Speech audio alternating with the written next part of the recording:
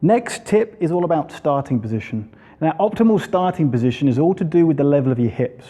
What you want to think about is a tip that I got from Andy Bolton, who was the first guy to deadlift 1,000 pounds, was you want to think of it as a half squat position. If your hips are halfway, you're going to be stronger in a squat than if you had to go all the way down.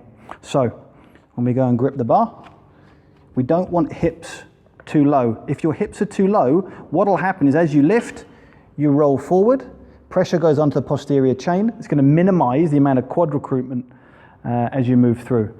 If hips are too low, you'll find that the hips will move first in the movement. You can tell if your hips are at the right height because your upper back is able to move first. So if we go down and grip the bar, if we watch, my upper back moves first and my hips come through. That is optimal technique. If your hips move first, i.e. knees start to lock out, you're going to get an inefficient lift. You're going to put everything onto the posterior chain, you're going to increase pressure on the lumbar discs, and it's going to make the lift a lot harder to execute. The other technique or the other tip I would look at when you're looking at optimal bar path or hip position would be, where are my shoulders in relation to my wrists?